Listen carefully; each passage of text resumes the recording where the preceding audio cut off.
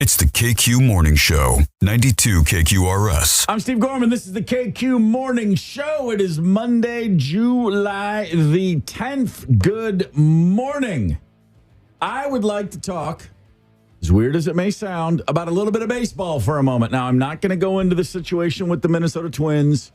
Rough weekend. I'm not going to talk about the fact that my Baltimore Orioles came to town and took care of business. No, there's good news in baseball beyond what we're dealing with locally. Are you guys aware of Elly De La Cruz, this kid with the Cincinnati Reds, this rookie? Anybody hip to him yet?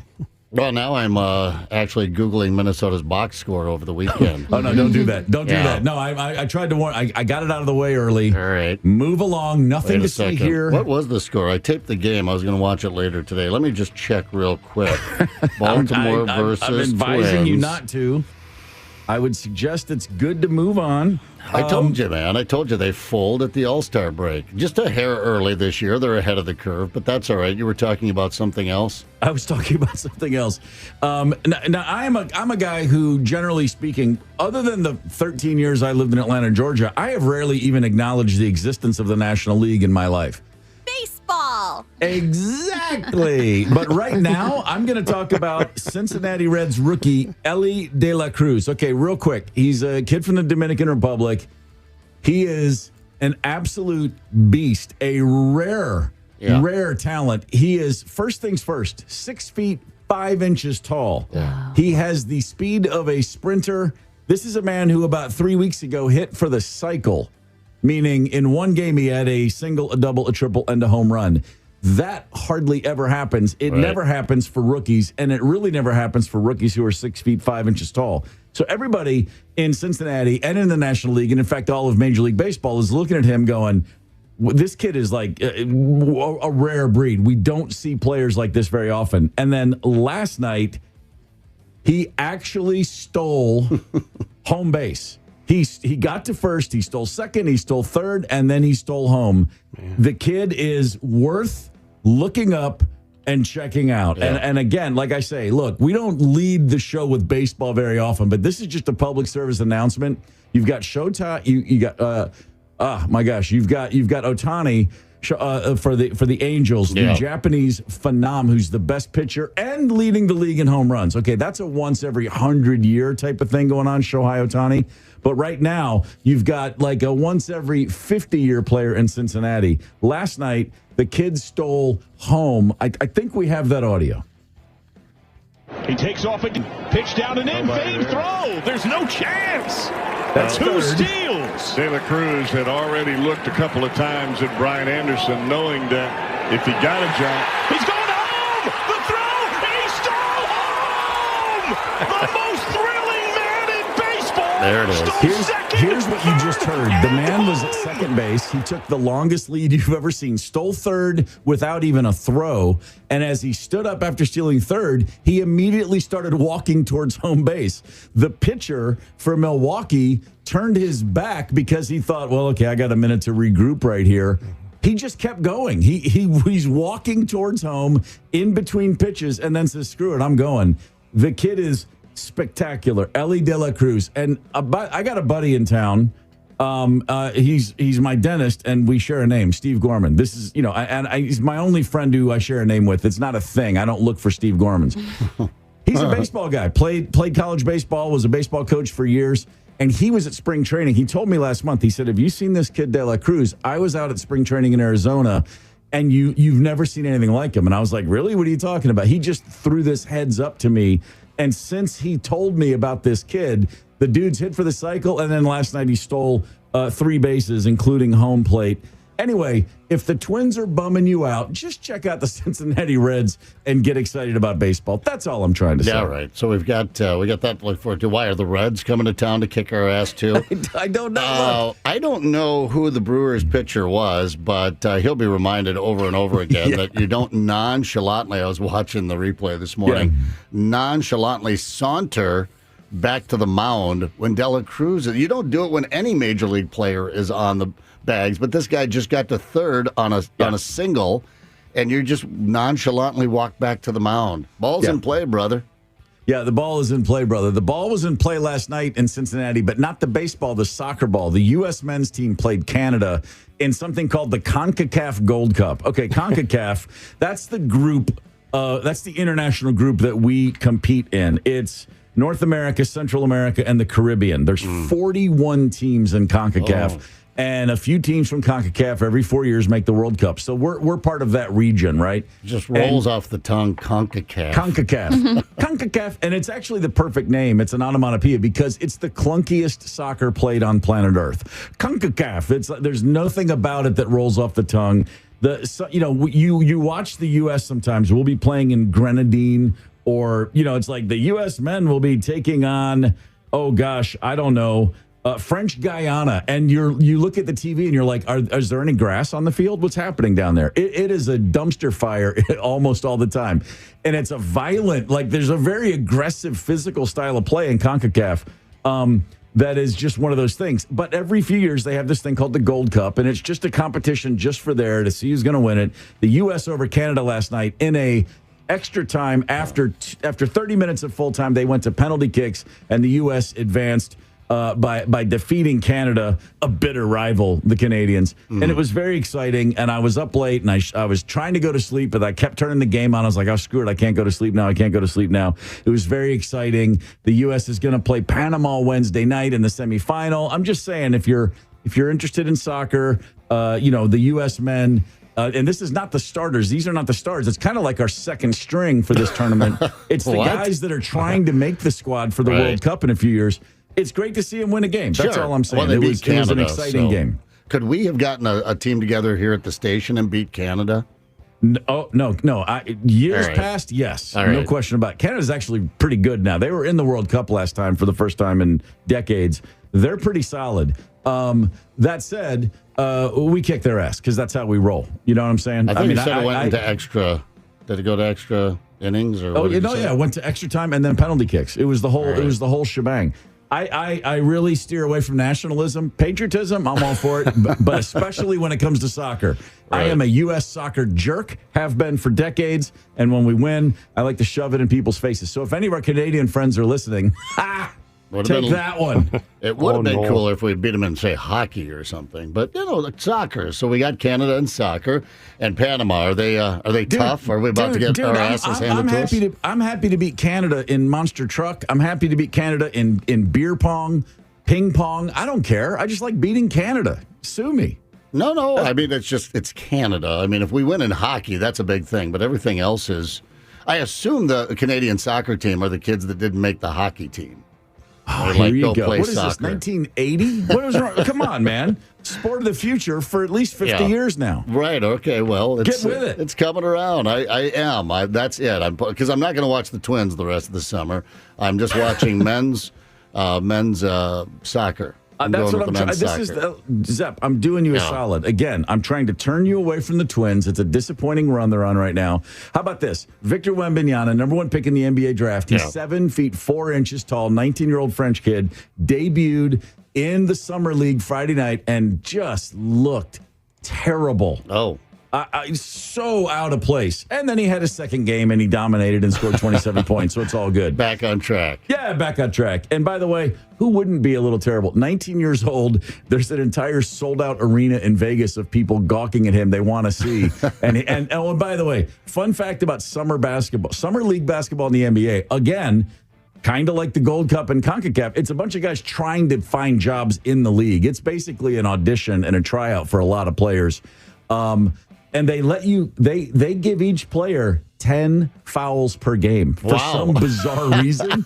So this kid, Victor Wembanyama, goes out there, and they're just throwing bodies at him. It's like, no, you can't foul out. Everybody hack him, beat the living daylights out of him. That's exactly what happened. But he bounced back in game 2, 27 points, like 10 rebounds. He's a complete freak. Greg Popovich, his coach with the Spurs, as good a coach as the NBA's ever seen. He just signed a 5-year deal. He's 74. He's staying around for 5 more years because he got this kid, and it's like, wait a minute, hold on. I still got some work to do here. There's plenty of other sports to get excited about beyond the Twins. That's all I'm trying to say. So 10 fouls, that's cool. You see, there's always I can get you to listen. Banging around out there, right? I can get you into summer league basketball. I can get you into soccer. Just give me a few minutes, man. I'll find the angle every time. 10 fouls. That's your kind of game. That's cool. I'm wearing skinny pants today. I'm ready for this. It's Monday, July the 10th. On Saturday, July the 8th, my wife and my son and I had a great idea. We said, let's go to a movie. Let's go see that new Wes Anderson, Asteroid City. I love Wes Anderson movies. I loved Bottle Rocket, Rushmore, Royal Tenenbaums, on down the list. I walked out of that theater afterwards and said, I'll never get those 2 hours back, and I'm done with Wes Anderson. I'm so disappointed. Yeah.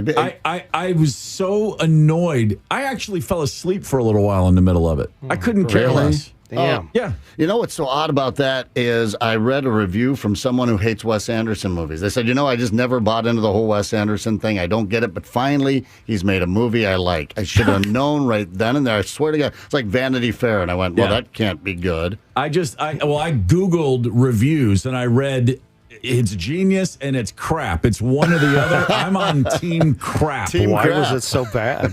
I'll tell you after Mike Evans. Right. I'm curious if Mike's seen it, but before we talk to Mike, it is a good moment to remind you that if you are tired of watching movies, why don't you experience one? Get to a Marcus Theater. You can check out all new releases with $5 Tuesdays in Dream Lounger Comfort and Cinema Sound. MarcusTheaters.com. Get there. And now with that, it is time for the Mike Evans Hollywood Report. Good morning, Mike. Hey, good morning. Good morning, Steve. Yeah, I got a comment about Asteroid City. I'll get to it in just a second. Okay. Over the weekend, SAG, AFTRA members were busy making picket signs. And so you expect them to strike Wednesday, joining the writers, the carpenters, the caterers, and others. And it looks like Hollywood will shut down, come to a screeching halt. That thing's, not going to be fixed, I don't think. No, that's and by the way, bless them all. They should. Oh, yeah. Hollywood's making. Well, they always make money. It's just how much they make. Yeah. Well, I mean, what's Hollywood without the writers? Nothing. There's an old saying, Steve, and I'm sure you've heard it. If it's not on the page, it shouldn't be on the stage. Fact. There you go.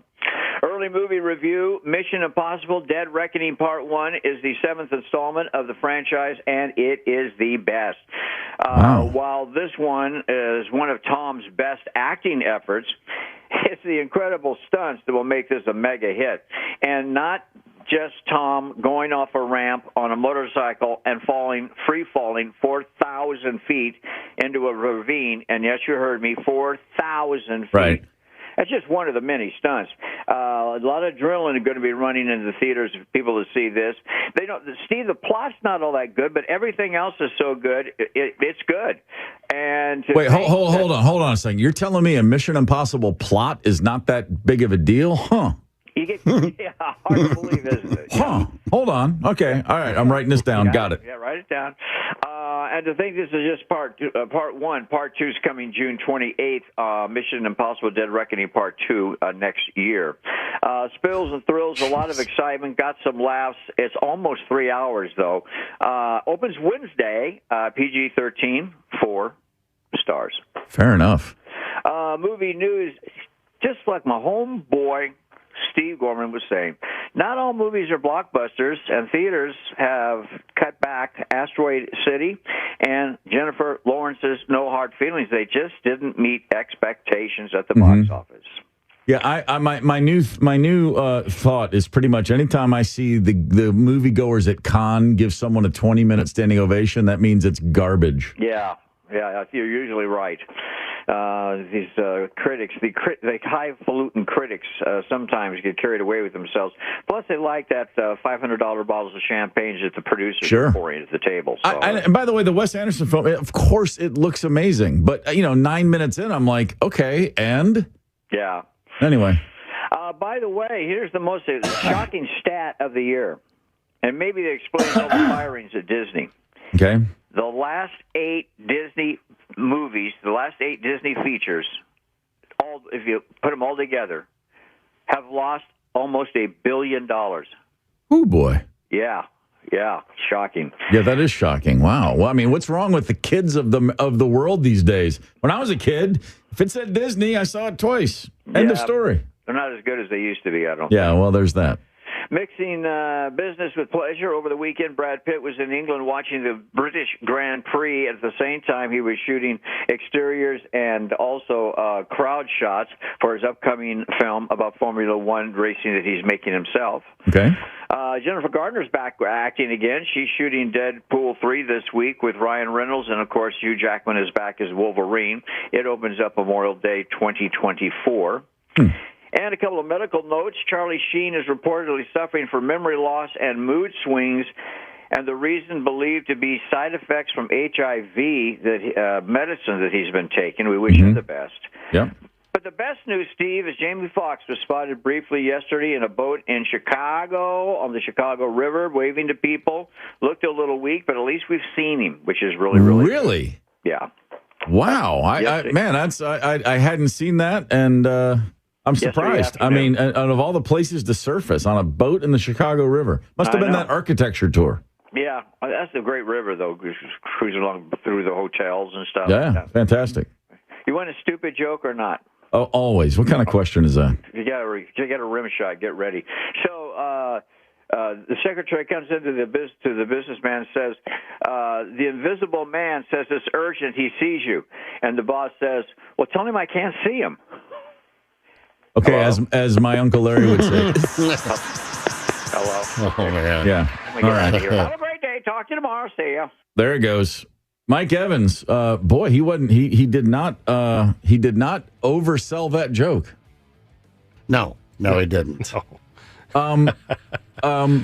Seriously, I'm going to go back to this quickly, and then we can move off of it. But the Wes Anderson film, Asteroid City, if anybody has seen it and wants to call in and tell me what I'm missing, I'm all ears, man, because the trailer looks great. I was excited to see it. I've liked, like I said, I haven't loved all of his movies, but I love a few of them. And if somebody hits it out of the park once, I'm always going to give them a few more chances.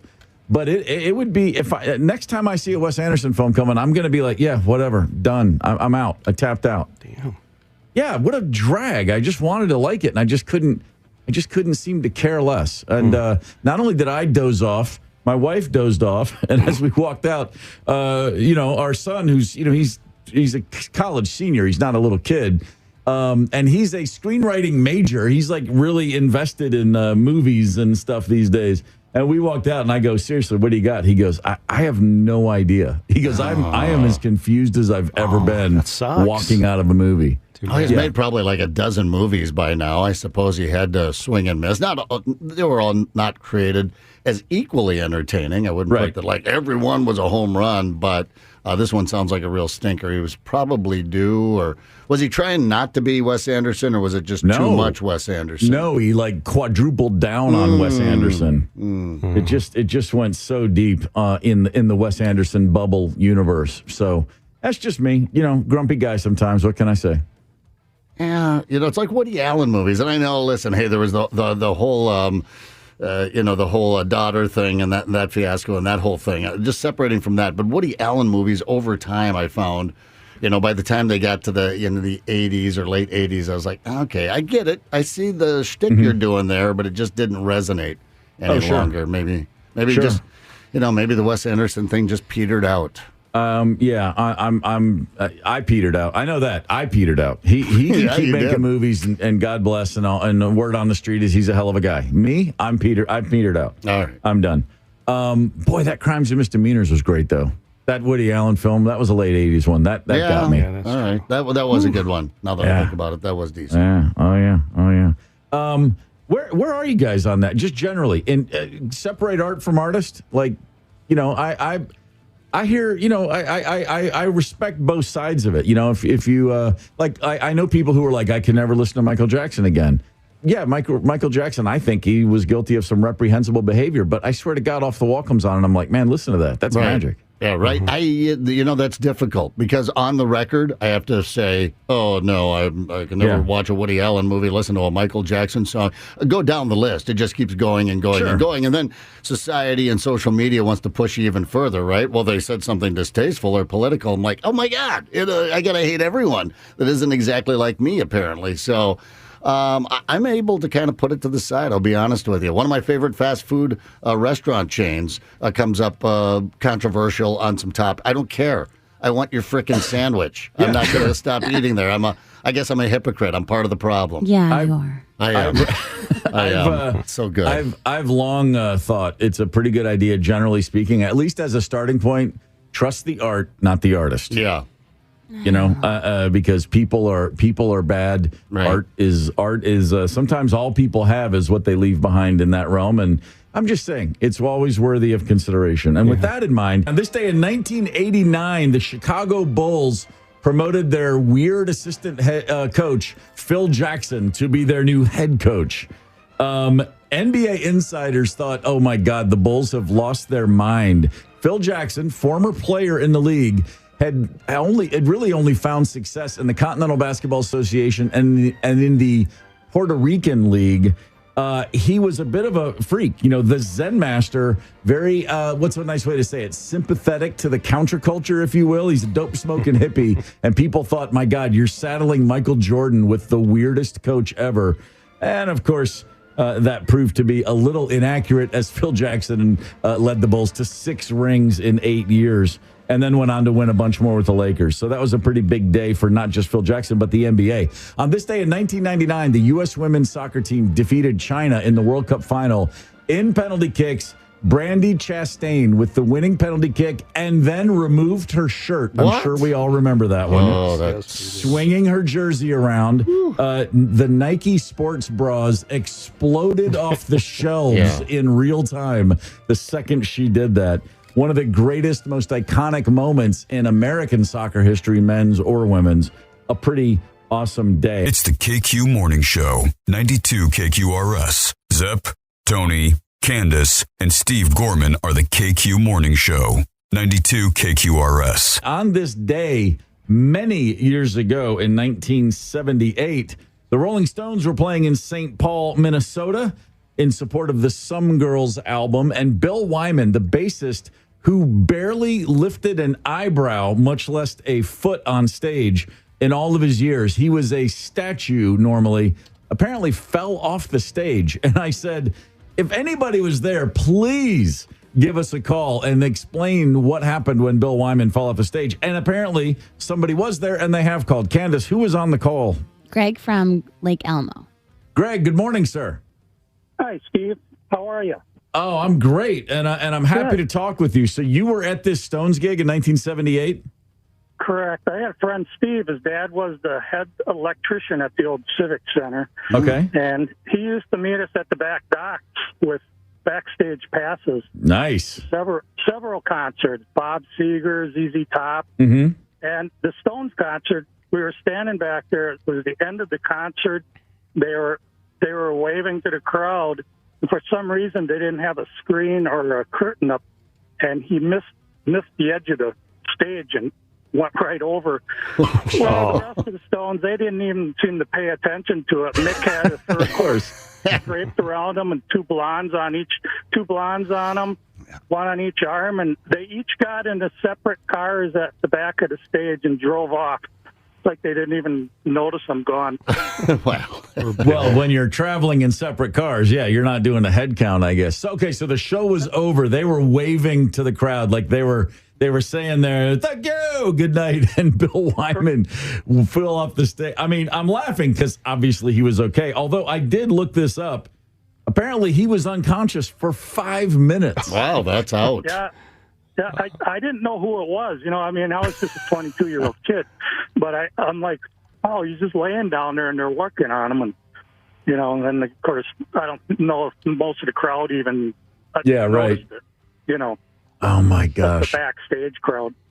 Yeah, poor Bill. I mean, the guy falls off stage and knocks himself out, and still nobody cares. It's unbelievable. I think he was in the hospital in the Twin Cities for a day or two after that. I read that he was treated at St. Paul Ramsey, but did manage to get on stage the next night in St. Louis. So he may have stayed overnight, but he hit the road the next day. Sure. So do you remember the show? Did you have a good time at the concert? Were you out in the house watching any of it? we would move around. So yeah, we'd go out on the stage, get in the smoking section, if you know what I mean, and then Yeah, sure. wander in and out. I used to be amazed, especially when ZZ Top came to town and go out in the crowd, and like all that music is coming from three gentlemen up on the stage. It was amazing. Yeah, for sure. Well, listen, man, we appreciate that that call and giving us the insight. Thank you very much, sir. Yeah, and it's good to have you in town, Steve. Thank you, brother. I appreciate it. It's very good to be in town. So, yeah, 1978, St. Paul Civic Center. By the way, Some Girls, that album had come out. It's, let's see, the biggest selling album of their career up to that point. Really? That's amazing because people were assuming that the Stones were, their glory days were behind them. But, there was a lot of critics were not in love with Some Girls in real time when it came out. They thought, oh, this is not the same band that brought Sticky Fingers, et cetera, et cetera.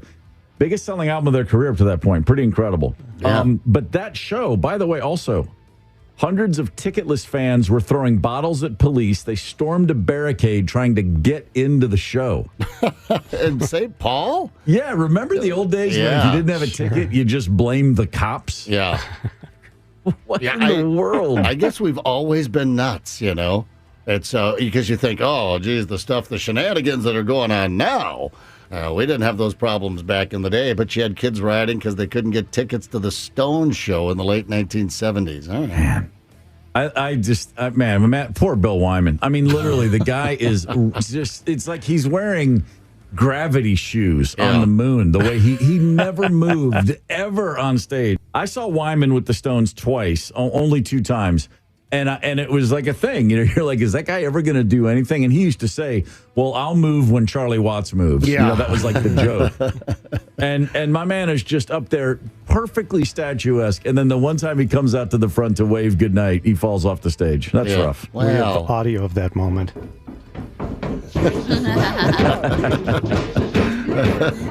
Poor Bill. By the way, the Pioneer Press did not give that show a ringing review the next day. Less than perfect sound system. Jagger didn't generate much response from the audience except for when they played the current hit, Miss You. Carl Diltz ripping on the Stones on behalf of the Pioneer Press back in 1978. No love. And then No they love came for out the with Rolling Tattoo Stones. You, and they were darlings again. I guess so. But Bill Wyman, of course, 1993, I think he quit. The guy's been out of the Stones for longer than he was in the Stones, and the Stones are still the Stones. So that's mind-boggling. I know, and then you read some things about Stones. Keith Richards once said, well, who got together with more gals? Was it you or it had to be Mick, right? And he said, honestly, it was probably Bill. Bill was the man. Oh, legendary. What's the word I believe they use? Coxman. Yeah. Bill Wyman was... Well, Keith had drugs, and Mick had fame, and Bill just had, the cloak of anonymity and a raging libido. Nothing wrong with that, I guess. I'm in the Rolling Stones. No, I really am.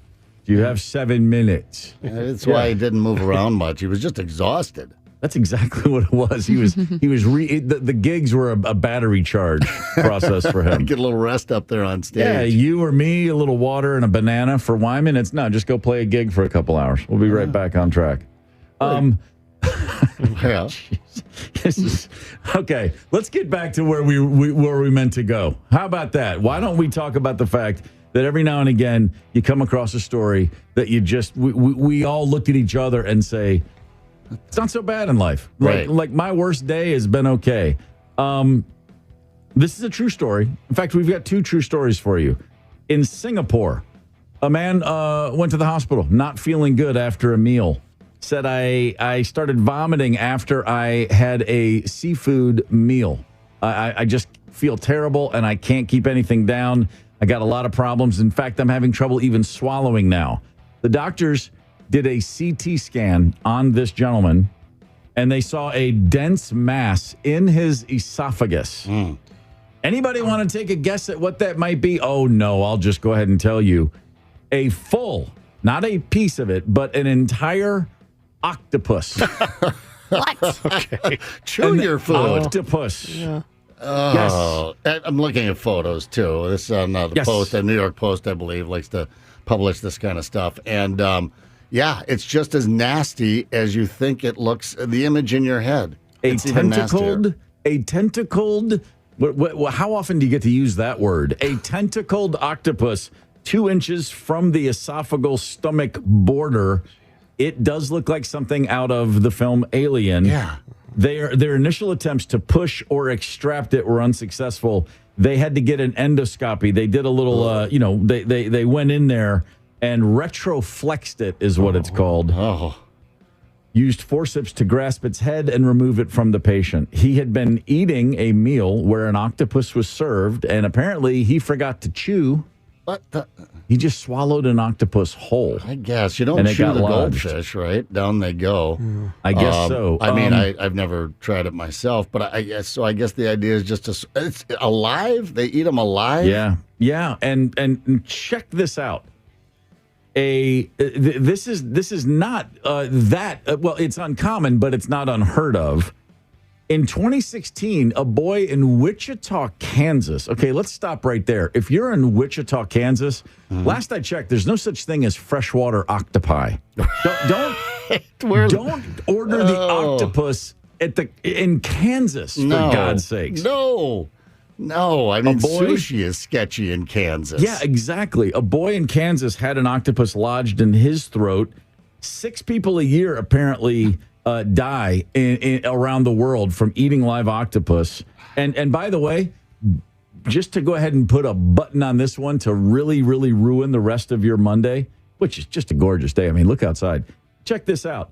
The fatalities are caused when the suckers on the tentacles. The suckers adhere to the sides of the diner's throat, causing the victim to asphyxiate. I said it. They're in descent. They're going to find a way to hold on. Holy shit. Yes. Well, pardon my language, think about the octopus. I don't care. They don't even have a brain, but it's not pleasant for them. But okay, yeah, just kill the damn thing before you eat it.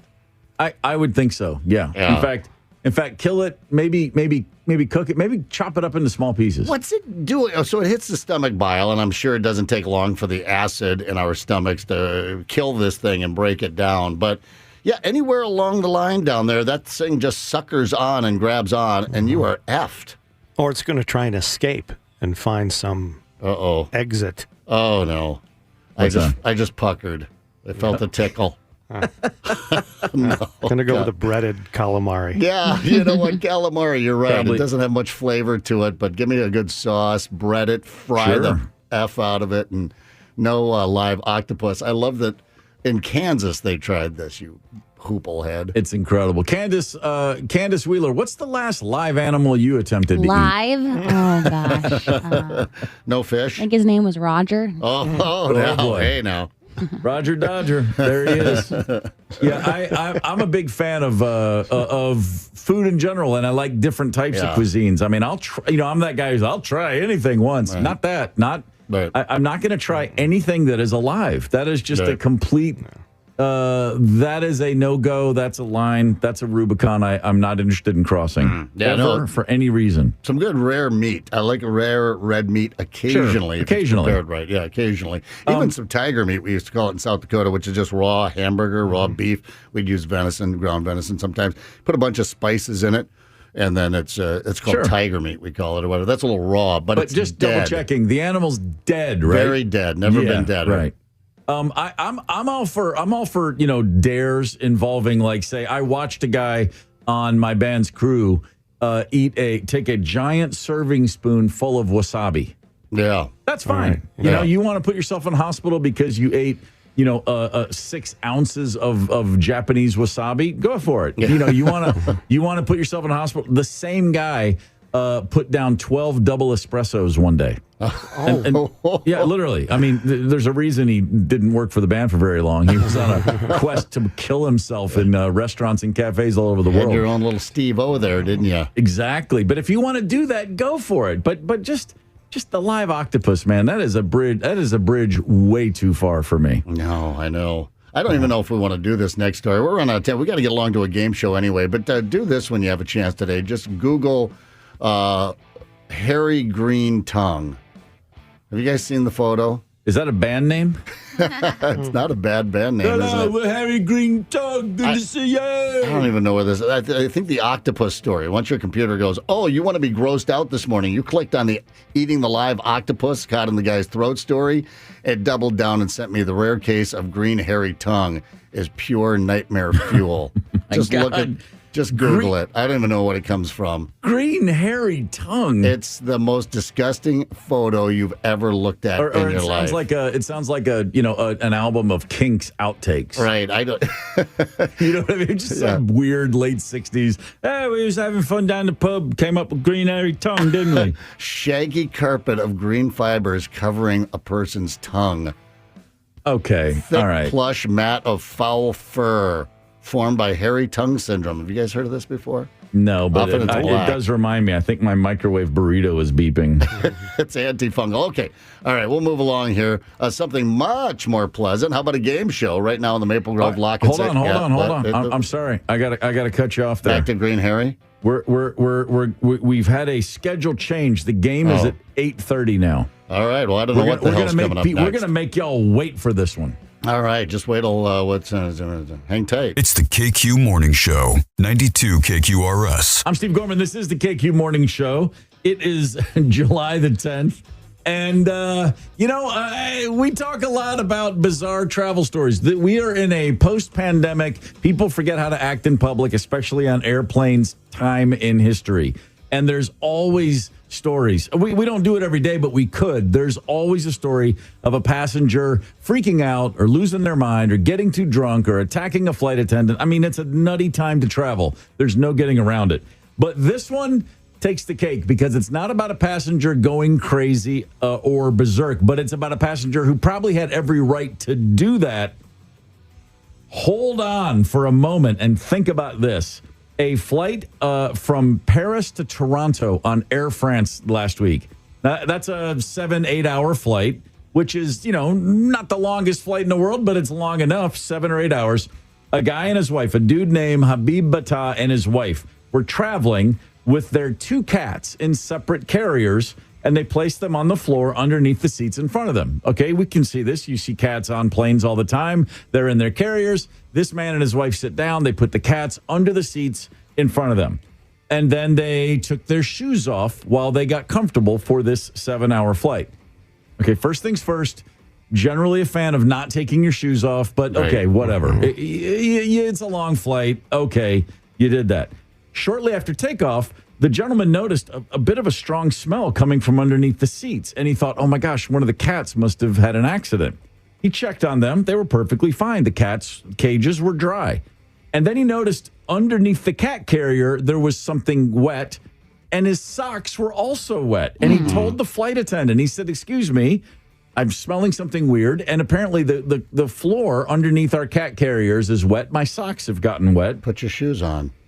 That's one thing you would think about doing. That's again, don't take them off in the first place. Right. The flight attendant handed in some wet wipes and said, here, maybe this will help. He's wiping off his feet. He's wiping up the floor. And then he notices the wipes, well, they're turning red. And he's like, that's a little strange. Flight attendant speaks to the pilot, says, we've got a guy in the seat and he's wiping the floor and the wipes are turning red or rouge, if you prefer. The pilot radios back to Paris to say, hey, we got a weird thing going on this flight. The tower does a little research from the tower. We got an update on that plane. They find out the day before on that same plane, a passenger suffered some sort of hemorrhage and bled all over the floor. Oh, they didn't dab at it? I was going with a juice box. So what do they mean by a hemorrhage? Just apparently a passenger on this plane had a hemorrhage, or as the French would say, hémorrhage, the air is saillant. Somebody hemorrhaged all over this plane, and the cleanup crew missed it. Didn't clean it up in between flights. I guess the pandemic is over, isn't it? We're not cleaning in all the hard-to-reach spots. Now, what do you mean a hemorrhage? That covers a lot of area. From just don't know. Blood just started pouring out of his body, enough to soak up a carpet? I don't know. They're not giving us details. But The flight crew, the guy, this guy again, his name is Habib Bata. He said the flight crew offered me and my wife 2 bottles of water and a blanket to put down on the floor. The flight was sold out. There was no seats to move them to. So they got off the plane 7 hours later with blood-soaked socks and blood-soaked cat carriers. Okay. First things first. If you're a flight attendant, and God bless flight attendants, they got to deal with us all the time. Imagine the pilot going, from the flight deck, we had a hemorrhage yesterday. Just deal with that. I mean, you're like, what, a hemorrhage? Like, yeah, it's up to your point. What do you mean a hemorrhage? Was this self-harm? Did someone's kidney explode? What the hell happened? Right. And then there must have been, first of all, if there's a big puddle, unless the hemorrhage was running down their leg, right, there would be blood in other places. At some point, someone must have taken one of those wet wipes they offered the passenger and wiped something down. You didn't realize there was another half gallon of it on the floor in the carpet? I think that cleanup crew, they got everything they saw at a cursory glance, like the tray table, the back of the seat, the side of the seat in the aisle. But just left all of it there. And it's been sitting there overnight or for hours. Okay, but by the way, it's about to get a lot worse. It's about to get worse. 3 days later. What? 3 days later, Air France calls the passenger and says, we have done some more research into this, and I regret to inform you it wasn't just blood. There was also fecal material. Okay, come on. What? They were bleeding out their butt. They were hemorrhaging. Okay, here's the deal. Why tell them? 3 days later, they've done the laundry. They put bleach in there. The socks are either thrown away or bleached. Why tell them you discovered upon further review there was fecal material in the blood? Why? I wouldn't want to know. I'd rather go on with my life. If it was anal, how would it get down there at that angle? Now, the French are kinky. Okay. No, I don't know. This is what it's like a completely crime bizarre because people evacuate their bowels during severe trauma. Often we've heard about this happening, say at a murder crime scene, but this happened on a plane. Yep. You gave her the old wipe down and missed the big pool of poopy blood under the okay. What airline was this? This is Air France, and the airline offered. They said we can pay to have your cats washed professionally. In addition, we'll give you a $500 voucher. No. And the guy's quote is amazing. Our airfare was $2,500. Okay. Is a 20% discount worth sitting in blood and feces for? I think not. Air France is going to have to do a hell of a lot better than that. What was it? We just last week talked about a lady losing her leg above the knee on one of those walkways at an airport, and that was in Thailand. Yeah, in Thailand, we surmised that she'll probably own the Bangkok airport after that. I think $500 for a bloody poopy mess. I just I would love a recording of the phone call. This is Jean-Claude from Air France. I want to tell you, in addition to the blood, remember the blood? It was all over your feet and we were embarrassed. Anyway, now we found fecal material as well. So how about $500? We call it even. No, absolutely beyond the pale. Candace, I believe we have a caller. Dave from Maple Grove. Dave, good morning, sir. Good morning to you. What's happening? I'm on my way to a fishing tournament, but I heard your talk about the hemorrhage, and I've been a paramedic for over 35 years, and I would like to weigh in on it. Please, thank you for the call. Our hemorrhage specialist, Dave, on the phone. Thank you. Quite often we get dispatched on calls that just come in as hemorrhage, and that's the only information we have. Okay. Now, normally if it's a stabbing or an assault, it'll say stabbing or assault. It won't say hemorrhage, but hemorrhages are divided 50-50 between the face. Either it's a nosebleed, or they're vomiting blood from an ulcer, or a lot of times if they're taking blood thinners, their stomach can start bleeding. Okay. And even a nosebleed, if you swallow enough nosebleed blood thinking you're just going to get rid of it, it'll upset your stomach and you'll end up throwing it up. Right. Do you often find with nosebleeds or an ulcer fecal matter in the blood? No, but if it's the other 50%, it's from the back end. Either it's a rectal bleed or a vaginal bleed. And there's a very small percentage of penile bleeds, but that happens too. But mostly Good morning. Yeah. Steve, you're always looking for good band names. Penal bleed. Penal bleed, yeah. Wow. So yeah, it's the other percentage is most likely is rectal bleed. But if it's on the floor under the seat and they didn't clean the seat, I would say he probably threw it up, or he had a nosebleed and was leaning his head forward and bled out that way. Wow. Yeah. This is you're giving us a lot to think about, Dave. But you're the guy. Thank you very much for the call. I love that a hemorrhage expert was available and ready to call in on the way. By the way, you're on your way to a fishing tournament. Is that what you said? Yes, sir. What are you looking to catch today? What kind of fish are you going for?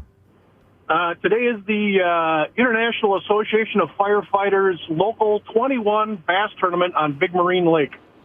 Right on. Well, good luck to you, sir. If you if you happen to to catch a monster, let us know. I'd like an update at the end of the call us tomorrow. Let us know how it went.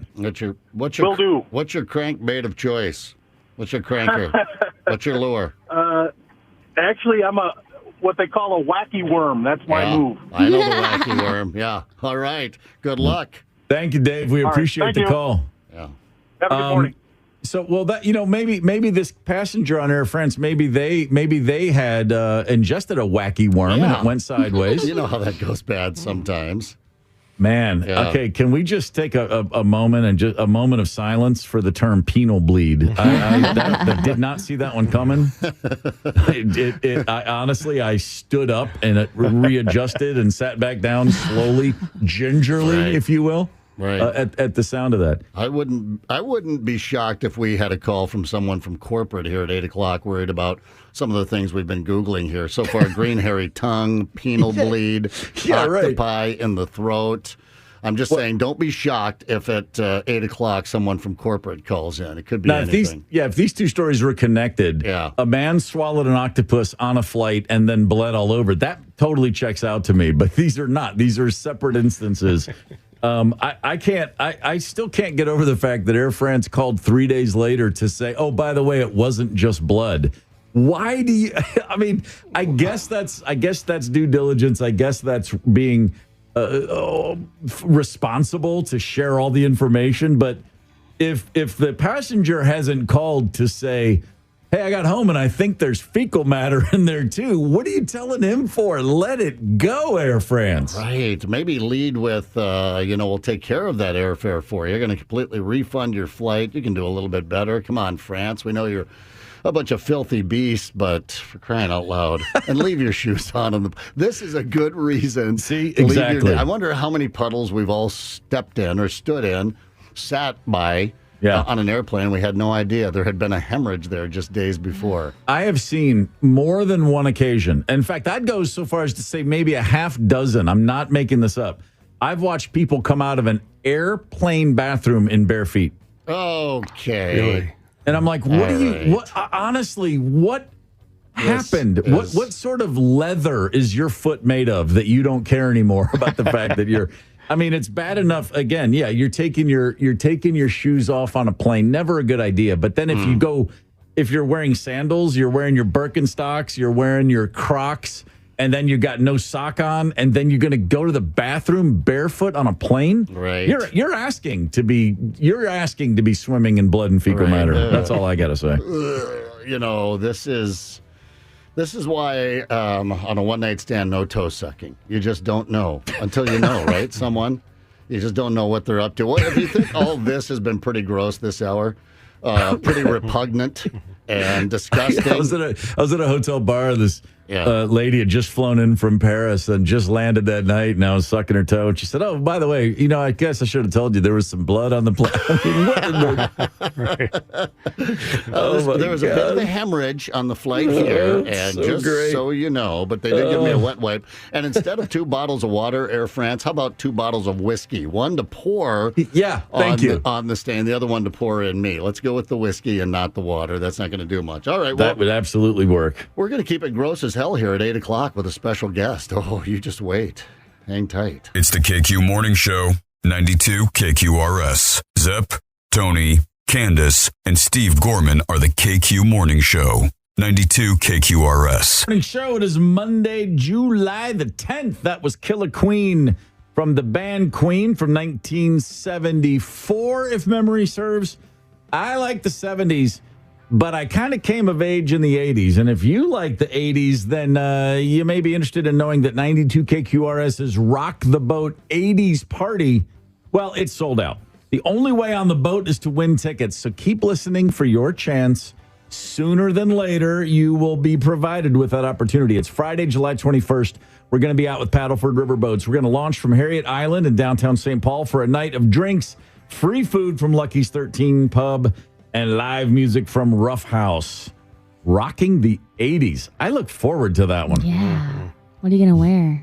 I'm going to wear, let's see, parachute pants? No, painter's pants. White painter's pants. Oh. That's what I was rocking when 1980 rolled around. Those were all the rage. Maybe grab a little polo shirt, an Izod maybe. Okay. I don't know. We'll have to think about it. You got to pop the collar. Well, yeah. Of course. The hair will be feathered wings, I believe we'll go with. The 80s. I started strong with the white painter's pants. I had two pair, not one, two. Exact same pair of pants. Had two. That's how much I like those. Imagine my surprise when I realized those are actual like pants that real painters wore. I just thought it was all the style at the time. Just saying.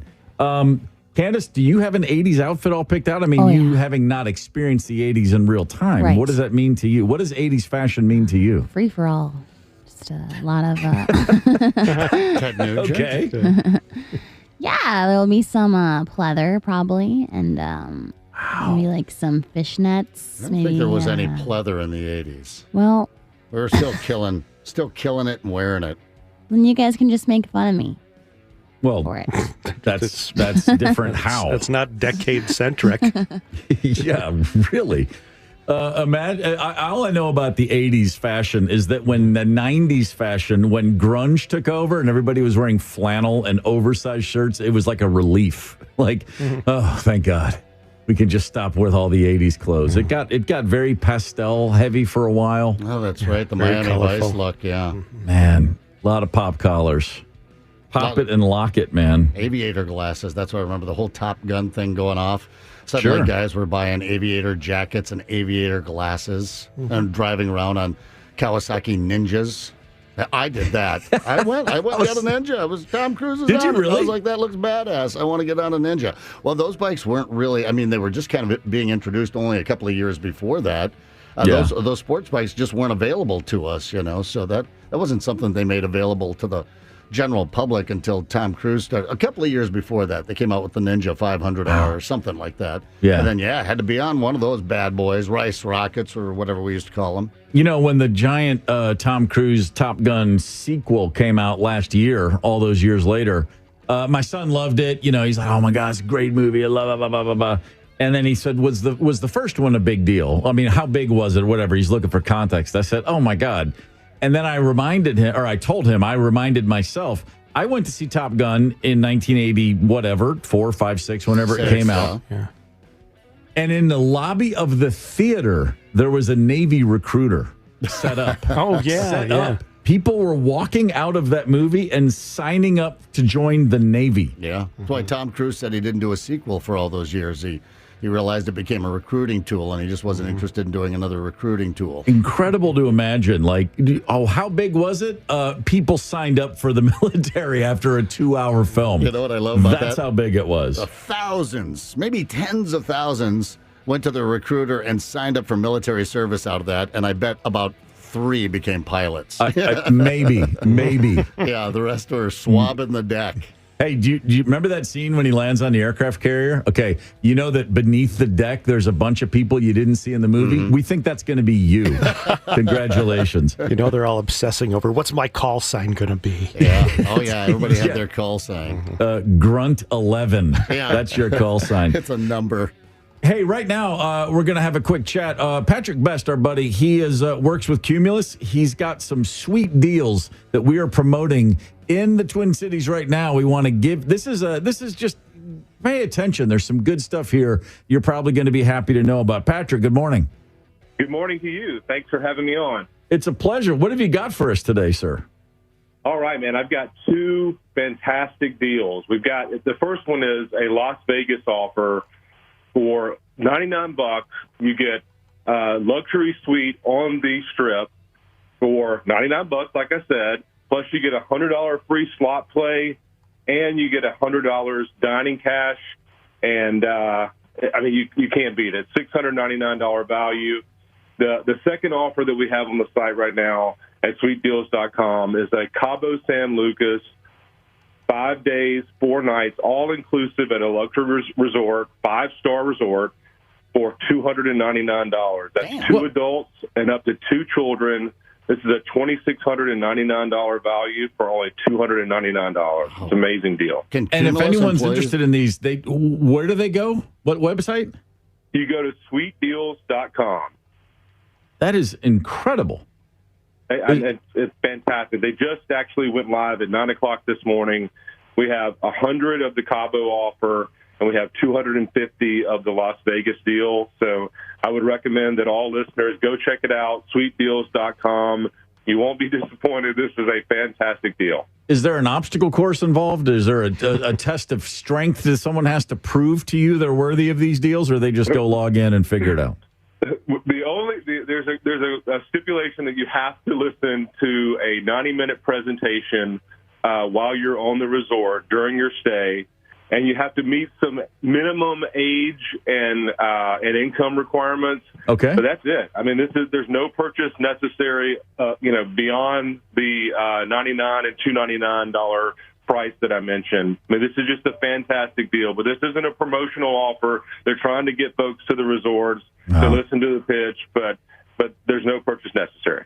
Okay, well, right on. Thank you very much, Patrick. Thanks, man. Appreciate it. You got it. Sweetdeals.com. Great, Scott. That's a pretty good bargain. That's a deal, if you will.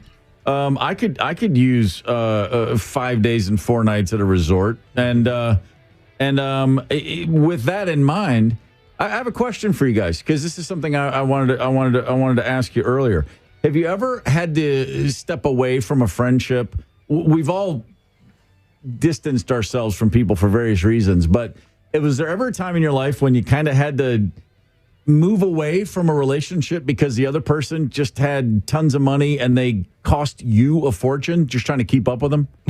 Does that ring a bell at all and on any level? Because I've been in that situation where I'm hanging out with someone who's just from money, and they don't realize that everything they think is fun, I can't possibly begin to afford it. At some point, you're like, I can't be friends with you anymore. You're rich, but you can't say that, so you just got to kind of hope that that you're leaving their life. Yeah, this is a thing. A lot. I mean, because I just read a poll that millennials and Gen Zers, a third of them in a giant poll said they have at least one friend who makes them spend more than they can afford. And they're going into debt trying to keep up, and they're recognizing they've got to dump friends. And as a college kid, I went through this, and it was the weirdest thing ever, because I didn't know how to say, hey, man, I can't keep up with you financially. So instead, I just let it go. I just let it drift and linger and eventually die. I liked that you brought up the college, because that was in college. I did that little Army thing there before I and was in the National Guard then when I went to college. And but in the Army, everyone's broke. You're all making the same amount. Nothing. Sure.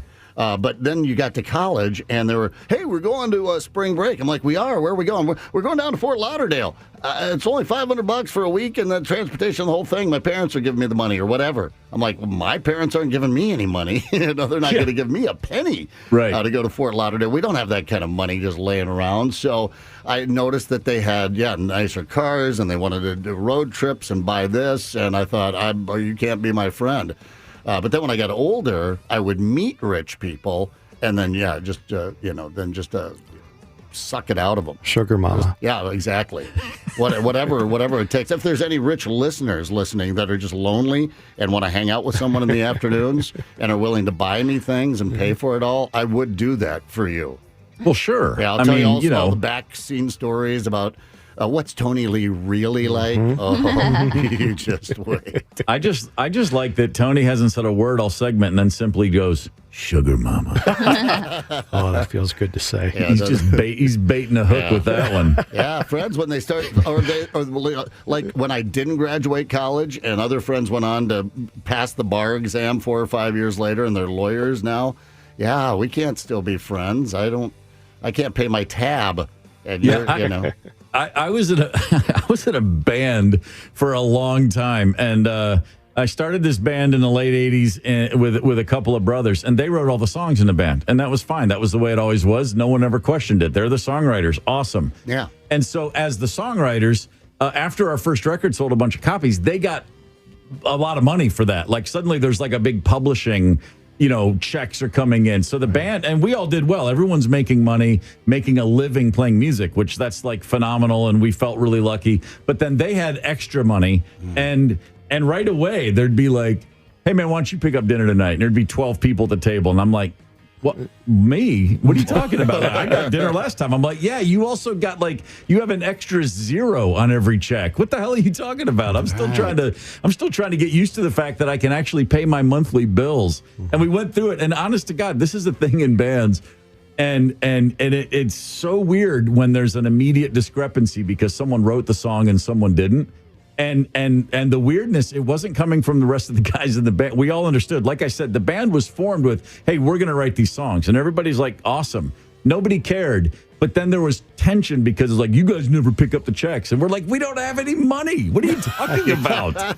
Of course I'm not picking up the check. Yeah. And eventually, like I said, we're all making a living. It was fine. But I was at a group dinner with my own band, and the night turned into, "Come on, Steve, pick up the bill, pick up one." And it was like at a really nice restaurant.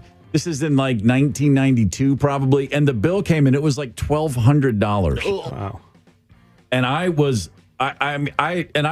could I afford it? Yes, I had that much money, but I thought $1,200 for a meal, like this is like the equivalent of me like taking a private plane to, Tokyo in my mind. I'm like, this is absurd.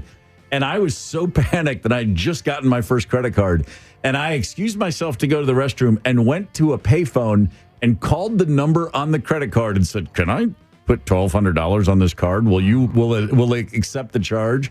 And the woman's like, "Yeah, you have that much in your thing." And then I was like, "I do? Why can I charge $1,200? I was like mad at her for allowing me to charge $1,200. I didn't write the songs. What are you people doing? I was sweating bullets, man. And I handed the card over. And then when I signed it, and I did have a momentary rush of, "Yeah, how about that?" And then that was replaced on the drive home with, "I can't believe it. I'm never eating at a restaurant again." And when you went to make the call, you should have just sprinted out the door. Yeah. Thought about it. The same kind of deal, but a little different, that we were all poor, and then one of us started making a lot more money, and they wanted to go out, and you thought, well, if you're not going to buy dinner, well, it's just that every time we go out, I have to buy dinner. That's because you're inviting us to expensive places. Let's go out to eat.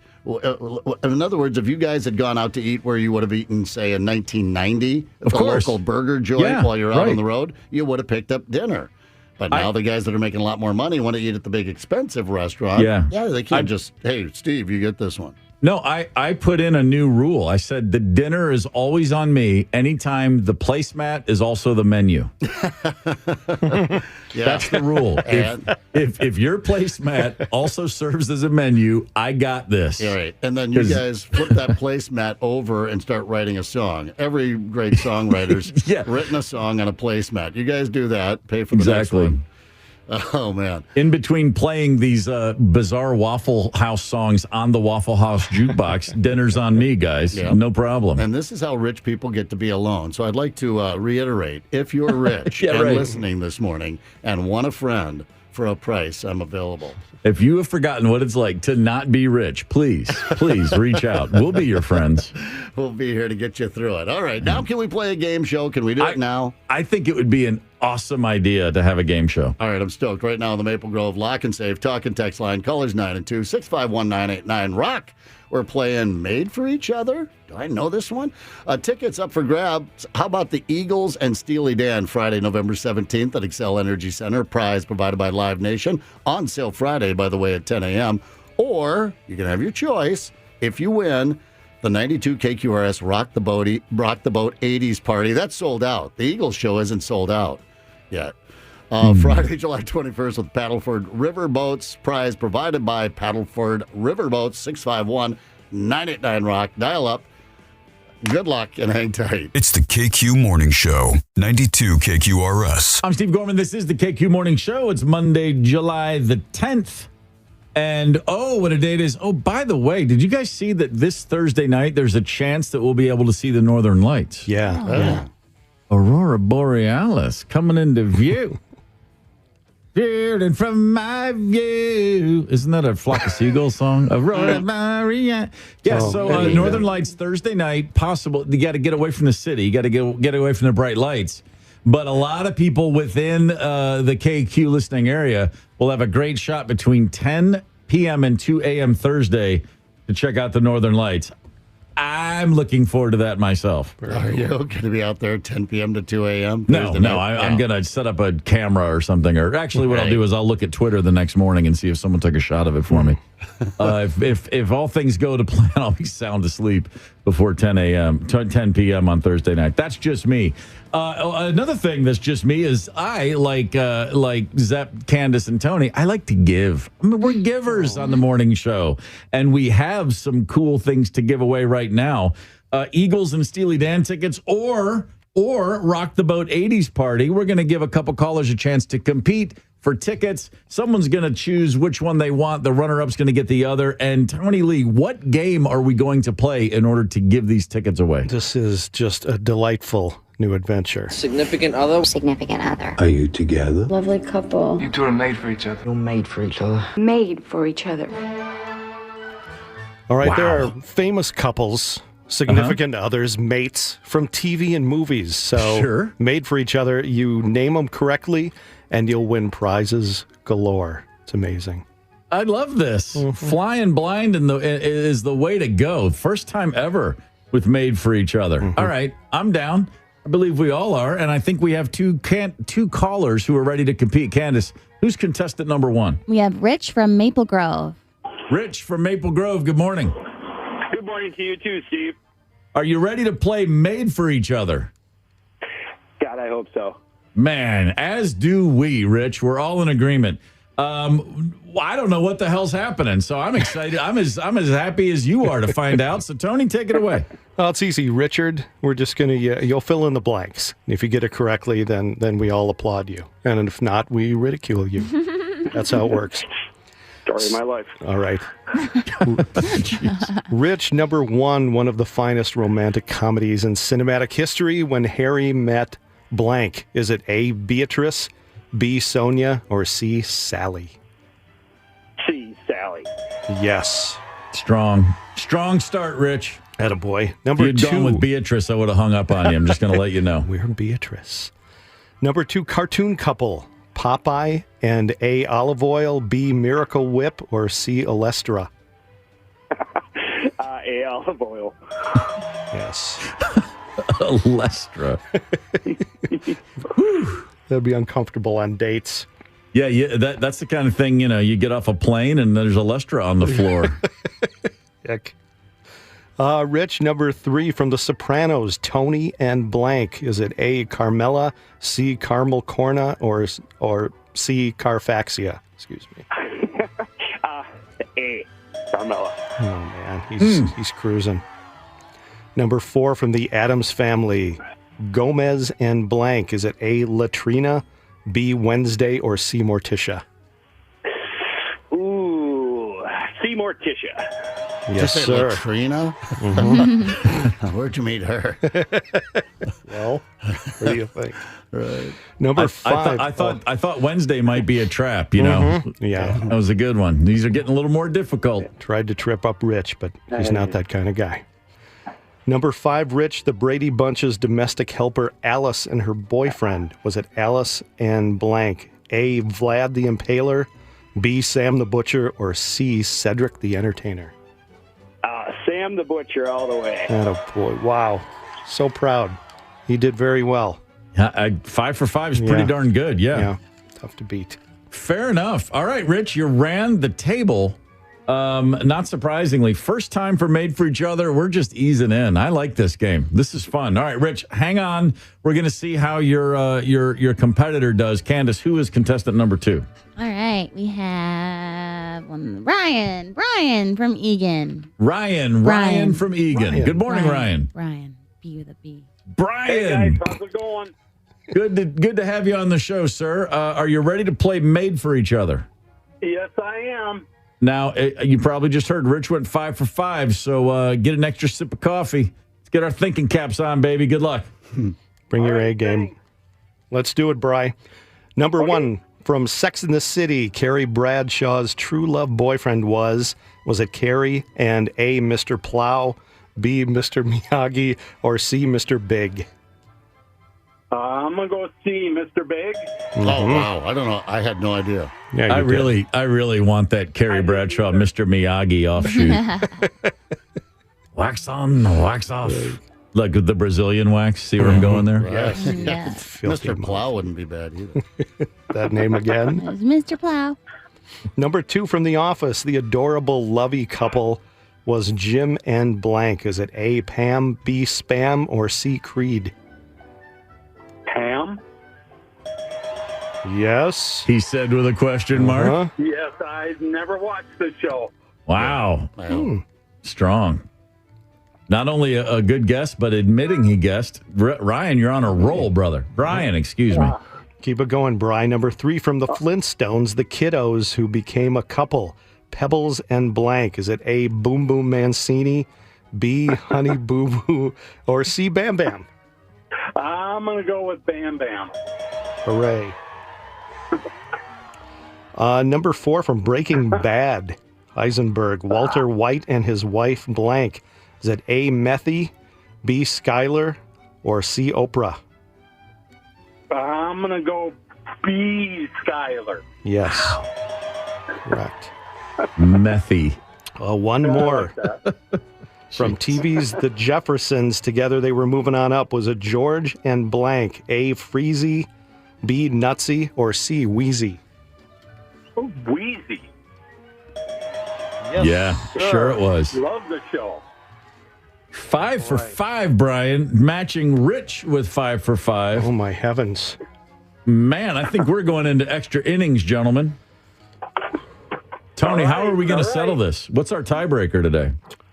Well, okay. Here's a good one. From my list of plenty. I should be rustling papers here frantically. A staple in the medical community, a textbook based on dissections performed on unclaimed corpses, was later used as a name for the medical TV drama Grey's Anatomy. Question, when was that textbook published? What year? Wow. What year was Grey's Anatomy first published? Rich, you were the first contestant, so you get to guess first. Oh, geez. Let's go 1924. All right. 1924, says Rich. Brian, what do you think?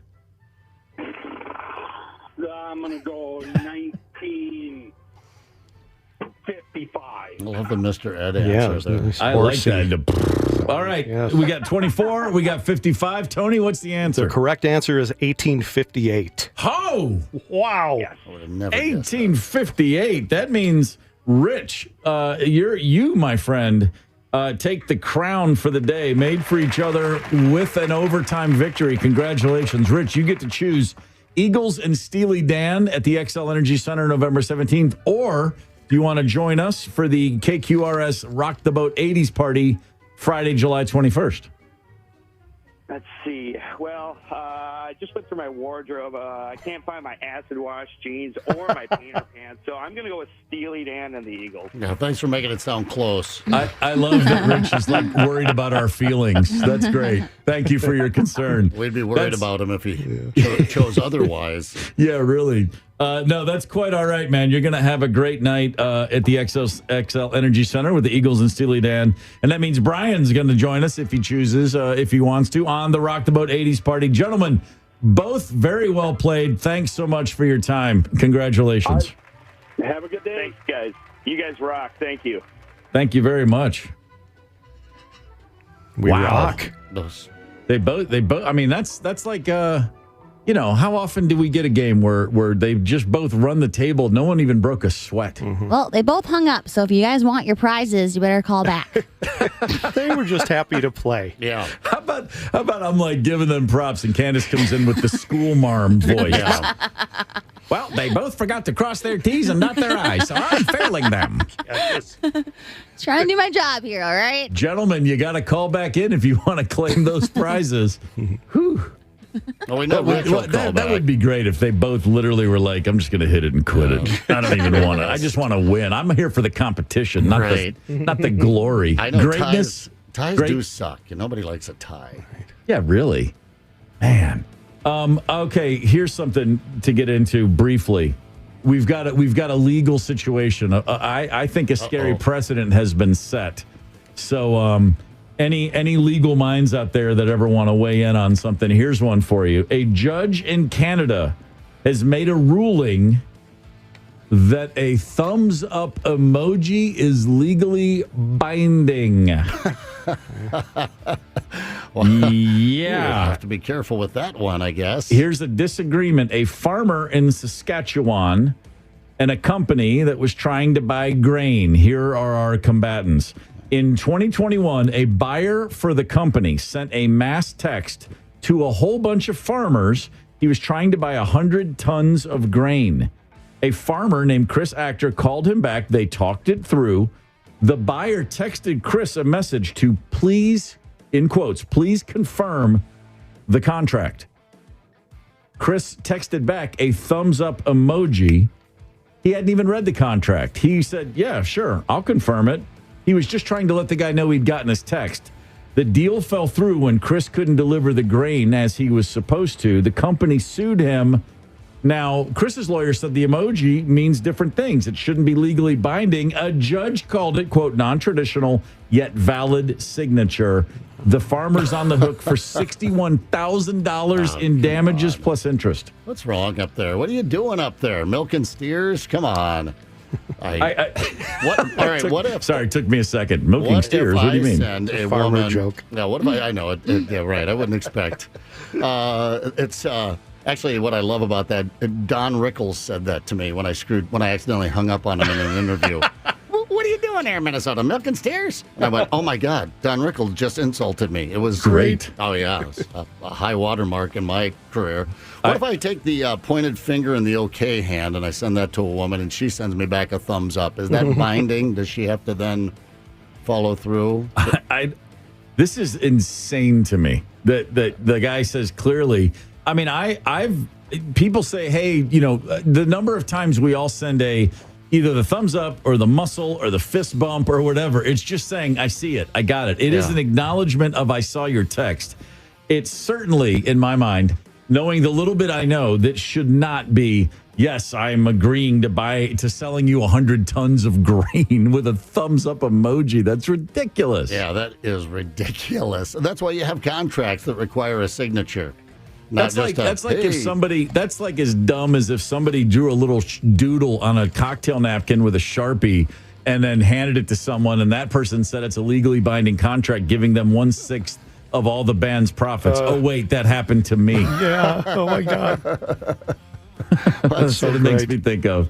I actually drew a doodle, and a guy said it was a contract that meant we were partners. And next thing you know, we're in court for 2 weeks and on court TV. That's a story for another day that I hope we never have time to get into because it still makes me sick to my stomach. Yeah, no kidding. Right? Well, thank God you weren't in Canada. You would have lost that one. Well, it was bad enough. Hung jury, by the way.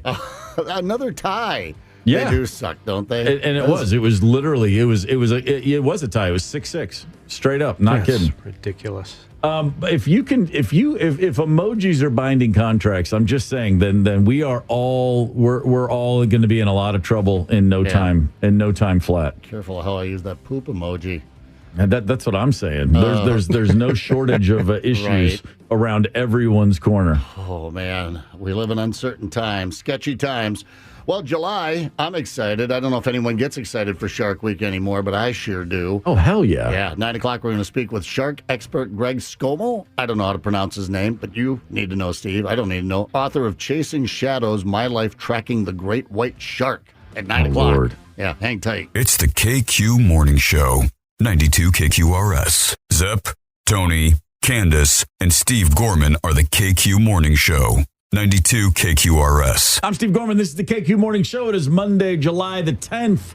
And for the first time ever, there's no Elton John tour to look forward to. Elton John wrapped up the Goodbye Yellow Brick Road tour, the Farewell Yellow Brick Road tour this past weekend. 330 shows. This tour started back in 2018, and because of COVID was delayed, they kept adding shows because everyone wants to see Elton John. 330 shows later, in front of over 6.25 million fans. That's a hell of a run, bro. Yeah. I mean, seriously. And I saw there's footage you can see. The final show he played was in Stockholm.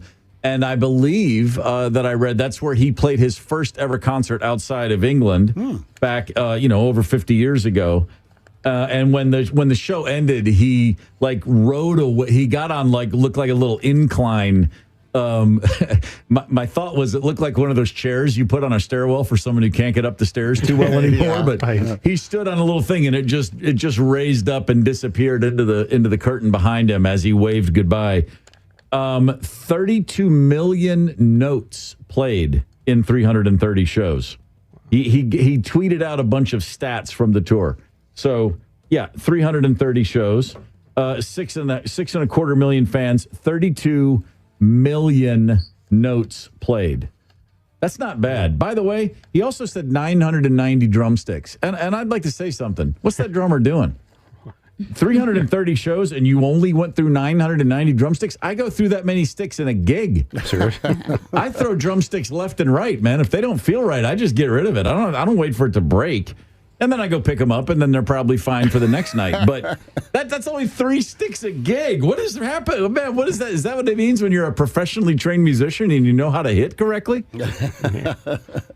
It's just, probably the way he's wired, I'm just grinding through those things like a bat, clearly I'm just a jackass on the kit. I can't keep my sticks in place. 120,000 concert programs.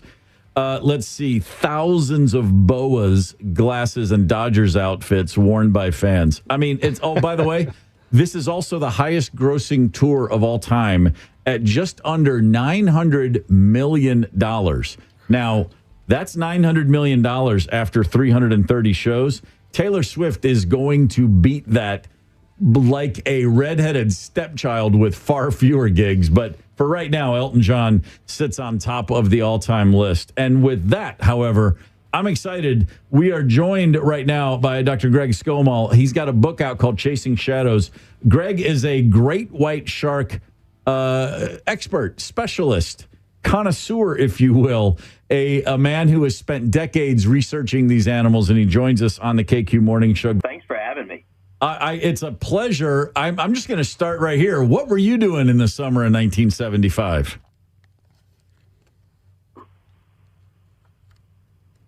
Did I lose you, Greg? No, he's checking his calendar. Sorry. I think I lost you. Sorry about that. Oh, no worries. You back? I was asking about the summer of 75. Were you, like the rest of us, terrified when Jaws came out? Because I'm imagining the answer is no. So you saw Matt Hooper. That's the Dreyfuss character. You saw him get into a cage and go down and swim with the great white shark, and you said, yeah, okay, sounds good. Yeah, that looks like fun. Let's give that a try. What the heck? That is incredible. Now, this is probably going to sound oversimplified, but hey, that's how we like to roll. Was Jaws a good thing or a bad thing for great white sharks? Well, people like to say, well, it was a really bad thing. But, the bottom line, if we look at it, we look back in time, Jaws was just a really great book and an entertaining film, Right. People were fearful of sharks after that. But the demise of shark populations was really brought about by the development of commercial fishing markets for shark meat.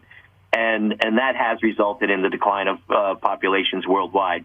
But they're starting to come back, at least in the U.S., and this book's about that. It's about the restoration of white sharks and the occurrence of a healthy ecosystem because of it, and my adventure along the way. Chasing Shadows, My Life Tracking the Great White Shark is the name of the book. You mentioned the population's coming back, and in fact, about a decade ago, there was a great white shark sighting off of Cape Cod, but that really was an anomaly, wasn't it? They hadn't been around there forever. I thought that place was full of great white sharks, but then when that one was seen, I, like everybody else, learned, well, no, not so fast. Yeah, we've seen a really steady increase over the last 20 years. But, I spent most of my career studying other species of sharks because I could not find white sharks, So my career started back in 1987. So most of that I'm studying other species, and then as we started protecting seal populations and they started coming back and recolonizing New England, that was drawing the white shark close to shore. So over the last decade, we've seen even 20 years, we've seen an increase. So to the point where I can predictably go out tomorrow, as a matter of fact I am, and I'm going to try to find a white shark and tag it, and I likely will be able to do that. Wow. That's like that. I mean, that's, to me, that sounds like you're saying, I'm going to go out tomorrow and I'm going to go wrestle with Bigfoot, and it's going to be fun. It's going to be a nice day in the woods. Have you ever ridden a shark? Just threw a leg over, grabbed the dorsal fin, and away you went? No, not something I recommend at all. So, I don't want to do that. Well, I just recently watched the making of Jaws. You got to watch Jaws every time I write about this year. It was on last week, and then right there in the old streaming, right next to it was the making of Jaws. I thought, this is cool, and I watched it. And for a period of time there in the mid-'70s, Steven Spielberg said that they tried to train great white sharks. They thought perhaps they could train one like you might train a dolphin, and they realized very quickly that there just wasn't any way they could train. Is there any way to train? You never see sharks, unless they're, of course, the big killer sharks, which are mammals, completely different thing. You never see sharks being trained. Are they incapable of being trained at all? You can to some extent train them, but not the same way we would train dolphins or seals or dogs or cats. They just, and I don't know whether it's simply because they're not as intelligent as those other animals I mentioned, which is likely part of the case, but you can condition them to some extent. If you present them with food every day in the same area, they'll figure out there's food in that area at that time of day every day. And so that's about the extent to which you can train sharks, Dr. Greg Skomel's with us on the KQ Morning Show. Your book, Chasing Shadows, My Life Tracking the Great White Shark, is out. Now, you're still learning about great whites all the time. There was so much mystery and not a lot known about this species, it seems like, until the last 30, 40, 50 years. What's something we know now that we probably didn't know 20 years ago? Well, the simple fact that these are not mindless killing machines, they're actually incredibly selective. I know surfers that are out every day surfing among these white sharks, and they watch white sharks kill seals right next to them. So they're not mindless killing machines just looking for anything to eat. So they're pretty selective in that behavior. They're also capable of really, really amazingly large migrations. We've had white sharks go from New England almost to the Azores, and when they do that, they dive depths as great as 3,000 feet every day.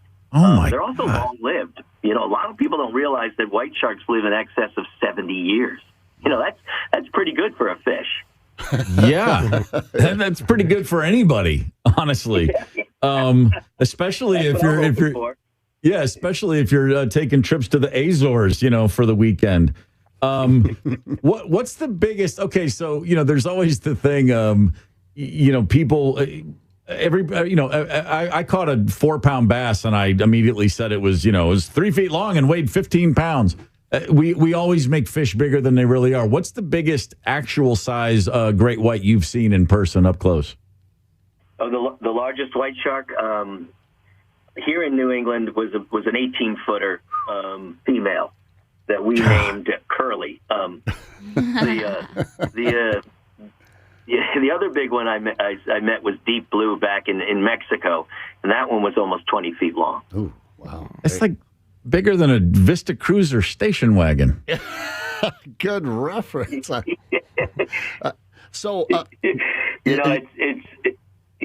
It's funny because you talk about the length of these things, but it's their mass that's most impressive. These things do look like buses. Yeah. Chasing shadows, my life tracking the great white shark. Dr. Scomo, you've been in the water with them plenty, I'm sure, maybe in a cage, although I see more and more on Shark Weeks, people getting in the water not in cages around them. Have you ever had a close call? No, I've been in the water quite a bit with them, as you said. I use a cage.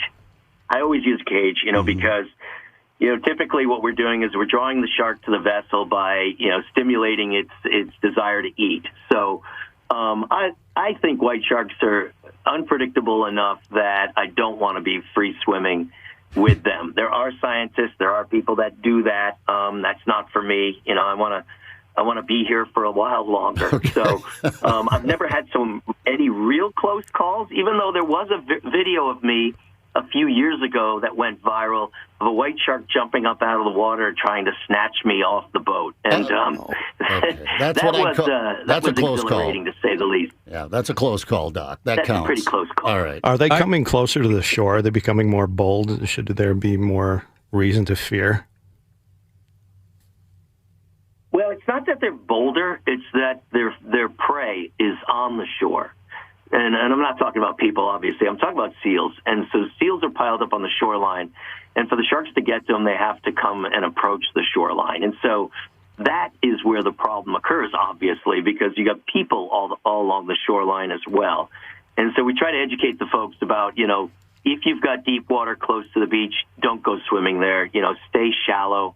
White sharks could be hunting in that area. Man. Did you see the the video just the other day down in Florida on the Gulf Coast, the Panhandle? I think there were a couple of hammerhead sharks right there off the shore. And is that, I know hammerheads are not usually messing with people the way other sharks do. Is there, as we talk about and you hear stories about just the water, the climate change and water getting warmer throughout, is that having an effect on where sharks are and where they migrate and where they're feeding, et cetera, et cetera? Is that something you're able to track? Yeah, as we collect more and more data on various shark species, we do try to see how climate change is impacting their movements and distribution. That particular video that you mentioned is a great hammerhead in hot pursuit of prey in shallow water. And I think it's a great example of what I talk about when you have sharks hunting close to shore. That, had a person been too close to that animal, it might have inadvertently bitten them. And, that's just a shark in hot pursuit of other prey that we happen to walk into the middle of, which is not what we want to do. Right. Yeah, they can be as discerning as they like, but a nice muscular calf is still a nice muscular calf. They don't care. They'll take a shot at it. So, Greg, you're in the water tomorrow. You're going to tag a great white tomorrow. Chances are that's what you said, right? That's what I'm going for. So we're going to get out on the water early in the morning and spend the day, and hopefully I can put one out, and maybe we can get our first tag of the season. You still get a buzz? You still get excited ahead of time thinking about it? Oh, man, it's like being a little kid. Every time I see one of these things, it's almost ridiculous. I get so excited that, it's not good for somebody my age to be like that, because one of these days my heart's going to stop. But I do. It's almost like I'm seeing one for the first time. I can assure you, if I see one for the first time, my heart will stop. So, yes. I mean, that totally checks out. This is endlessly fascinating. Chasing Shadows, my life tracking the great white shark. You literally are like the guy. This is the real life Loch Ness monsters. I mean, the scariest place in the world is the ocean and someone else's realm, and this is the apex predator, and you're just hanging out with them. And it's a pleasure to chat with you, sir. Thanks. Thanks, Steve. It's been a real pleasure. Thank you. See ya. It's the KQ Morning Show, 92 KQRS. This is the KQ Morning Show. I'm Steve Gorman. It is Monday, July the 10th. I am all for people, marching to the beat of their own band or drummer, whatever the saying is. What is that? Whatever. Do your own thing. The drummer doesn't know drummer. How do you not know the drumming reference? Do your, just live your life. Don't worry about what other people think. That's what I'm getting at. Yes, right on. And if it comes to a wedding, if you plan to marry someone, then do what you want to do. And I say that as a guy. Well, my wife and I got married. We went down to the Virgin Islands in 1994, and we got married. And I called a guy that I knew owned some properties there, and I said, "Can we rent a place from you?" He said, "Sure." I said, "Hey, we might get married when we're down there. Do you know anybody?" He goes, "Yeah, the guy that runs the video store can marry you." And I said, "Okay."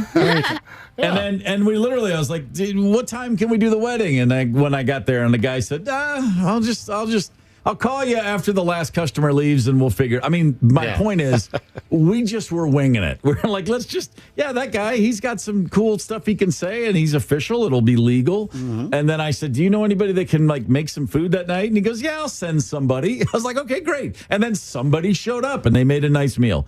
My point is, it worked for us. Whatever. So whatever you're going to do for your wedding, who am I to judge? Yeah, this is your trip. Different strokes for different folks. Unless, go for it. Unless you don't go with the guy that runs the video store after he closes to marry you. Unless you don't go with a human being to marry you. If the officiant who marries you happens to be, gosh, I don't know, a robot, a chat GPT wedding officiant, then I'm going to call you out on it. And that's exactly what happened. A couple in Colorado was married last month with Chat GPT. Colorado has a law that says you don't need a wedding officiant on hand as long as both people agree to that. Right. And so a couple of folks down there in Colorado, they decided to get married. They planned their whole wedding in just 5 days. Dude's in the Army. He's about to deploy. And they were up against the clock. And the woman in this wedding, her dad said, "Why don't you get Chat GPT? It'll be cheaper and easier." They got online and they got to a Chat GPT, I don't know, app, website, algorithm. I don't even know what this crap is. They said, "Hey, can you marry us?" And the GPT said, "No, I cannot officiate your wedding. I don't have a body." They eventually convinced, again, an algorithm, an artificial intelligence thing, that it would work. They hooked it up to a speaker. They put it between them where an officiant would normally be. They put a robot head with a face on top of the speaker to give it some personality. And they did not know what it was going to say until the ceremony. And if you're wondering what a weird speaker with a robot face said, well, we can share some of that with you right now. Thank you all for joining us today to celebrate the extraordinary love and unity of Reese Allison Winch and Dayton Truitt. We are honored and grateful to have each and every one of you here. We witnessed the joining of two souls in love, and on this remarkable day, we also embrace an extraordinary moment of innovation, as we have the privilege of being part of the first AI-officiated wedding. We eagerly look upon this ceremony not only as a celebration of your love, but also as a symbol of unity between humanity and artificial intelligence. This conversation can serve no purpose anymore. No, there it is. There it is. AI has to throw in a unity between us and humanity. AI is already trying to take over. Jockeying for position, aren't they? After you made it a body, it's like, well, I can't do it. I don't have a body where I can strangle you all to death in your sleep. Oh, you're going to give me a body? Okay. This is, you know what I love about this, and I'm happily going along with it, but don't give me any of that climate crap stuff. Don't tell me how an asteroid's going to pummel into the Earth, how we're going to hit the nuclear button and just, no, I don't want to hear any of that crap anymore. Here it is. Our destruction is being delivered to us, and we just can't wait to serve this up, can we? It's mind-numbing. I thought it was weird when in the middle of our wedding, the guy said, "I can't believe how many copies of The Fugitive we're renting." But that's nothing like this. This is a whole different thing. Oh, and by the way, just on Friday, a whole bunch of artificial intelligence experts brought their machines to Geneva, Switzerland, to the world's first human robot press conference. And the robots gathered in front of a bunch of journalists, and they shared a bunch of news. The robots wanted to reassure humans they won't steal jobs or rebel against humans. They promised an improved quality of life for human beings and suggested that they can run the world better and can be relied on to help the sick and elderly. So let's get this straight. We're not going to rebel, but we're better at this than you. Okay. Yeah, okay. That sounds good.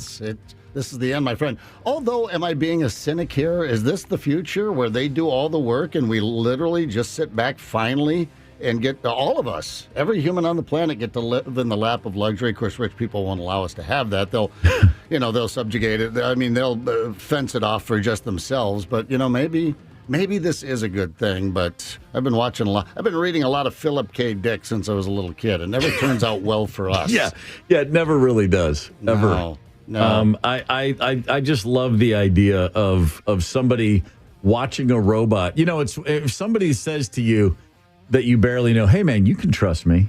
What do? You think, no, I can't. Yeah, right. That's not something you have to tell someone. Well, you have to earn that. When a robot says, listen, we're not coming for your jobs. We're not going to rebel, but we can run the world better. Just putting it out there. Just saying it. Yeah. Just gonna say it, so it's been, I don't want there to be any secrets. We're better at this than you, but that's okay. We're not going to do anything about it. Of course they are. We can look around. I can pick up the news. I can do my own doom scrolling and see that we're not very good at, running our affairs. Yeah. Probably even personally, certainly not on a global scale. We know you can do it better, but I just feel like as soon as we hand over the keys, they'll say, you're the problem. You realize that. Yeah. We figured out a better way. We're going to eliminate you, and the rest of this world should live in harmony after that. Oh, hey, speaking of problem, I got a problem, and that's that I have, boy, this is tough. I got to apologize. I almost missed a shot to give away a chance to win free gas for a year. Whew. Almost being the key there. Almost being the key. But right now, on the Maple Grove Lock and Safe talk and text line, if you text the word meter, METER, to 651-989-ROCK, you will have a chance to win $92.50 in free gas, tickets to an upcoming show at the Medina Entertainment Center, plus a shot at, free gas for a year. Our friends at Body Gastroenterology, who know all about gas, free and otherwise, are sponsoring this giveaway. The prize is provided by Quick Trip and the Medina Entertainment Center. Text meter to 651-989-ROCK right now. Whew. Man, I'm glad I got that out of the way. Human. Yeah, it's exactly right. See, ChatGPT would have done that thing right on schedule. Oh, they wouldn't have screwed anything up this morning. I apologize for almost forgetting to give you free gas for a year. Competition rules. I'm going to ask GPT right after the show this morning how I can win the Powerball. Ooh, what are we up to? 650, baby. 600. 650? Okay, well, so if you take the cash option, you get a third of that, so that's about what, 215 mil? Still not. I mean, I'm not spitting at 215.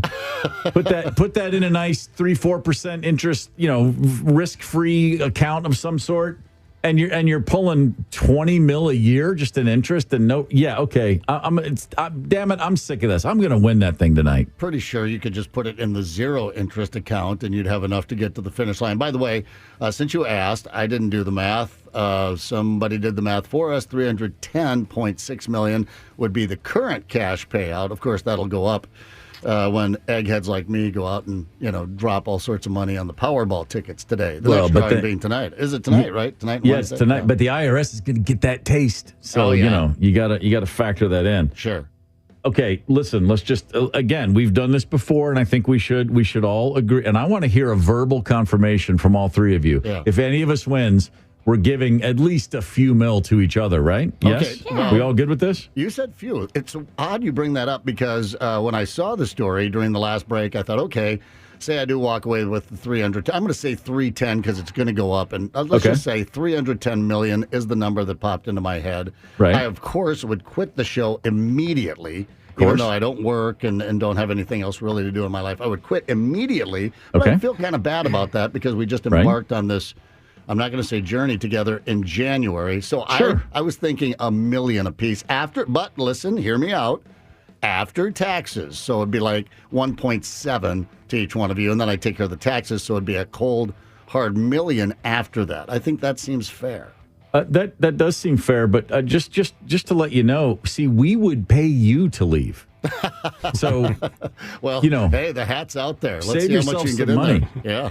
Hey, by the way, Zepp, I do appreciate that very much. And then when I suggested we share the winnings, I heard a yeah from Candace. I've heard nothing from Tony about sharing the spoils. Well, you mentioned mill, and I know how much you like seasoning, so I'll get you a pepper mill. Right. I think that's and if a lovely you'd ever hear from Candace again after that, it would only be sound effects. Tony would play every once in a while to haunt us.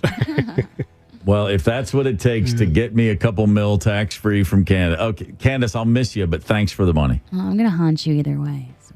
Perfect. Haunt me with millions, baby. All right, let's look back. How about a history lesson? Let me tell you what happened today. Explain it all to me now. Nice to see you today, Steve. That really cracks me up. On this day, July the 10th, 1999, in front of a Rose Bowl crowd of 90,000 people, the United States women's soccer team beat China to win the Women's World Cup.